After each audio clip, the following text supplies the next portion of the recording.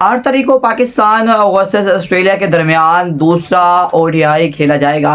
पहला ODI Australia ने 2 wicket से पाकिस्तान के खिलाफ जीत लिया था। लेकिन आपको बताएं कि यहाँ पे 2 चेंजेस की तवक्को की जा रही है कि जो कि हमें दूसरे ओडीआई में देखने मिल सकते हैं। सबसे पहले तो नसीम शाह की बात कर लें कि नसीम शाह की अभी तक जो खबर निकल के आ रही है उनकी इंजरी के रिलेटेड, वो ये बताया जा रहा है कि इतनी ज़्यादा नवीयत की इंजरी उनकी नहीं है।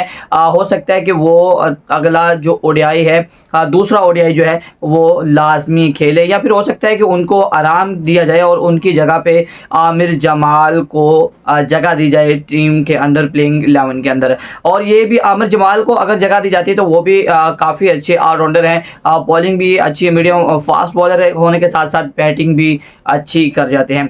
और अब बात कर लेते हैं पाकिस्तान की ओपनिंग जोड़ी के बारे में। अब्दुल्ला शफीक और साइम अयूब दोनों के दोनों ही इस वक्त फ्लॉप चल रहे हैं। अब्दुल्ला शफीक भी बहुत जल्दी आउट हो गए थे और जबकि साइम अयूब तो कुछ भी ना कर पाए।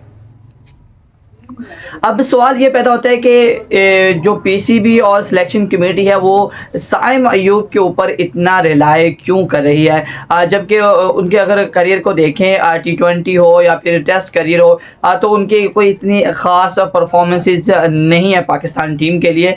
लेकिन अभी भी उनको ओडीआई में जगह मिल चुकी है। पहला ओडीआई खेले हैं और वो फ्लॉप रहे हैं, और सेकंड ओडीआई में अभी तक उनका नाम जो है वो ब्रजमान है, उनको नहीं रिमूव किया गया। इसके पीछे की रीज़न जो है वो अभी तक किसी को समझ नहीं आ रही।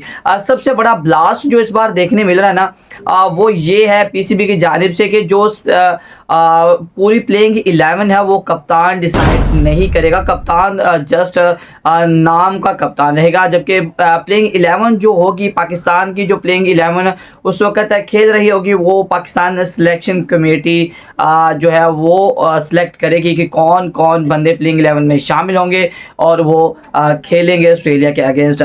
सो ये वाला जो नया रूल पीसीबी निकाला है, इसकी कोई समझ नहीं आ रही कि कप्तान का किसी किस्म का कोई हिस्सा नहीं है, किसी किस्म की कोई अहमियत ही नहीं दी गई कप्तान को। मतलब कि मोहम्मद रिजवान इस वक्त कप्तान है, लेकिन उनकी राय को कोई अहमियत हासिल नहीं है, और वो किसी भी अपने पसंदीदा खिलाड़ी को ना तो टीम में शामिल कर सकते हैं और ना ही किसी को निकाल सकते हैं, और ना ही कह सकते हैं कि किसी को अपील कर सकते हैं कि या फिर ये बंदा मुझे टीम के अंदर चाहिए। ये रूल जो है वो समझ से बाहर है। उसके साथ अब बात कर लेते हैं ओपनिंग जोड़ी की once again.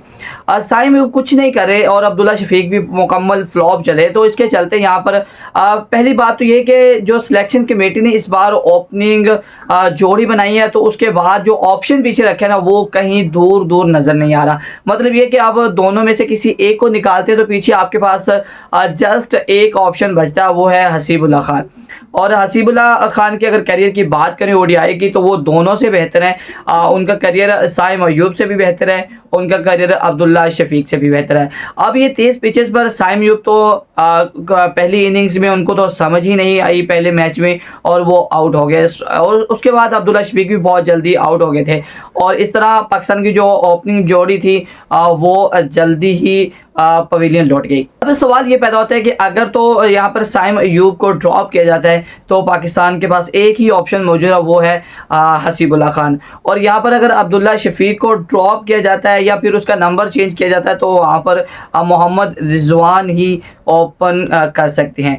Mohammad Rizwan T20 में तो ओपन करते हैं, लेकिन ओडीआई में वो ओपन कर पाएंगे या नहीं, ये उनकी फिटनेस पे डिपेंड करता है, क्योंकि ओडीआई में आपने 50 ओवर कीपिंग भी करनी होती है, और उसके बाद आप अगर आके खेलते हैं, ओपनिंग खेलते हैं, ओपनिंग करते हैं, तो वहाँ पर भी आपको अच्छा खासा स्टेमिना चाहिए। मतलब आपकी फिटनेस के ऊपर ही जो वो सारा का सारा इन्हिसार रहता है।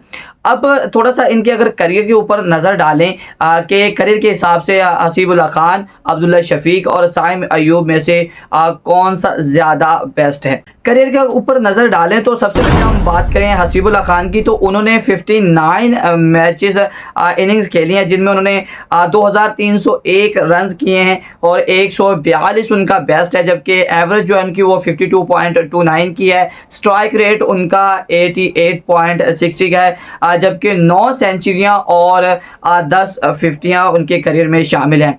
साइम अयूब की बात करें, जिनको पीसीबी ने अपने सर पर चढ़ा के रखा है, वो परफॉर्म करें या ना करें, लेकिन उनको जो है वो लाजमी खिलाना है हर प्लेटफॉर्म में, वो फिर T20 हो, टेस्ट हो या फिर ओडीआई मैचेस हों। उसके बाद साइम अयूब की अगर बात करें तो उन्होंने 36 इनिंग्स खेली हैं, जहां पे 1473 रन हैं और 179 उनका बेस्ट है, जबकि 40.91 की उनकी एवरेज है। 106.35 का स्ट्राइक रेट है, 4 सेंचुरियां और 7 50 उनके करियर में शामिल हैं। अब्दुल्ला शफीक की अगर बात की जाए तो 28 इनिंग्स के अंदर 918 रन, 113 बेस्ट उनका, जबकि 34 की एवरेज और स्ट्राइक रेट 85.63 का है, जबकि 2 सेंचुरियां और 7 50 शामिल हैं। अब स्ट्राइक रेट की अगर बात कर ली जाए स्ट्राइक रेट की अगर बात कर ली जाए तीनों की, तो सबसे अच्छा जो स्ट्राइक रेट है, ठीक है स्ट्राइक रेट यहाँ पे साइम अयूब का थोड़ा सा ज़्यादा है 1.6 का, लेकिन 88.60 का स्ट्राइक रेट यहाँ पे हसीबुल्लाह खान का निकल गया था, जबकि 85 का अब्दुल्ला शफीक का है। और अगर उनकी एवरेज की बात करें तो एवरेज में हसीबुल्लाह खान दोनों से आगे हैं, यानी 52.29 की जो एवरेज है वो इस वक्त हसीबुल्लाह खान की है, जबकि 40 साइम अयूब और 34 जो एवरेज है वो अब्दुल्ला शफीक की निकल के आती है। और अगर इनके करियर्स के अंदर जो सेंचुरीज इन्होंने दागी हैं या फिर 50s की हैं, उनके ऊपर अगर नज़र डालें तो जो हसीबुल्लाह खान है उन्होंने 9 सेंचुरीज कर रखी हैं अपने करियर के अंदर, और उन्होंने 10 50s भी कर रखी हैं, जबकि साइम अयूब जस्ट 4 सेंचुरी और 7 50s अपने करियर में बना सके हैं। जबकि अब्दुल्ला शफीक की अगर बात करें तो उन्होंने 2 सेंचुरी और 7 50 ही अभी तक बनाई हैं।